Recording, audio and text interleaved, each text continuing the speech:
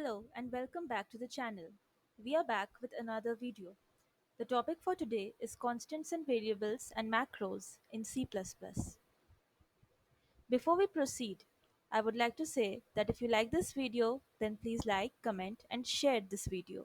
And subscribe to the channel by clicking on the bell icon for updated notifications. In a kitchen cupboard, there are different types of snacks and ingredients in different containers, all of varying shape and size. Similarly, in programming languages, constants and variables of different types are used as containers of different types of data used in a program. These containers help to remember the data used in the program and to access the data when required. Thus, constants and variables can also be said to be the containers of C++. Constants in C++. Constants are containers that store constant data. This means that the value of constants never change. For example, the number 5, the constant pi, the string computer. These values will never change, irrespective of time, place, etc. In C++, we can define constants using the keyword const. The value of the constant has to be assigned during declaration and it is fixed throughout the program. For example, in this code snippet, we can see that has a constant value of 5 and it cannot be changed throughout the program. It is defined using the keyword const. Thus, the output of this code snippet is 5. Variables in C++. Variables are containers that store variable data. We can modify the value of a variable by operations according to its data type. In C++, we can declare a variable by simply writing its data type followed by the variable name. We can assign it a value during or after declaration.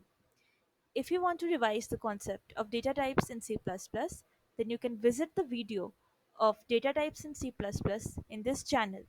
The link of the video is given in the description box. In a typical food container, we can store 10 cookies and each time we eat a cookie, its value lessens by 1. Thus, this is similar to the concept of variables in C++. For example, in this code snippet, the variable num is of int data type and it has a value of 15. In the next line, we are decreasing the value of num by 2 and storing it back in the num variable itself. Now the value of num becomes 13. Hence, the output of this program is 13. Macros in C++. Macros are different from variables or constants. They are not exactly containers but are substitutes for a value or operation. If we want to use the name pi instead of its value 3.14 every time we use it, macro helps us do that. In C++, we can define macros using the preprocessor directive hash define. The macros do not change like constants. However, there is no type checking.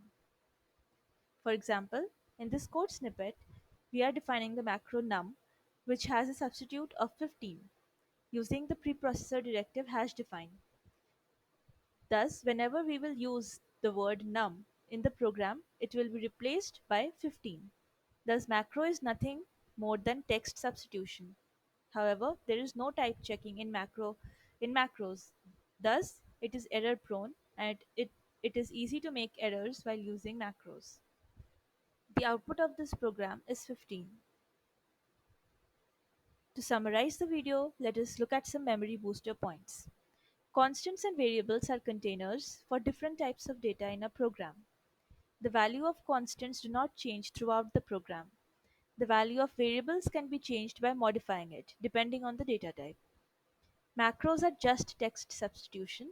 No type checking is there, hence it can be error prone. However, using macros makes programming simpler for the programmer. Bonus point. Sometimes an entire shelf of the kitchen contains food containers of the same type, containing the same type of food. This is similar to an array variable in C++, in which multiple values of the same type are stored. Some containers have several small containers of different shapes and sizes with different types of food, as can be seen in the picture. This can be thought of as a class or struct variable in C++. Think of a tiffin box with different compartments, each having one of your favorite dishes. If you would like to revise the concept of data types in C++, you can visit the video mentioned in the description box. So before we depart, I would like to share a quote by Julia Carney. Little drops of water make a mighty ocean. Thank you, and do not forget to like, comment, and subscribe the channel and share the video. Thank you.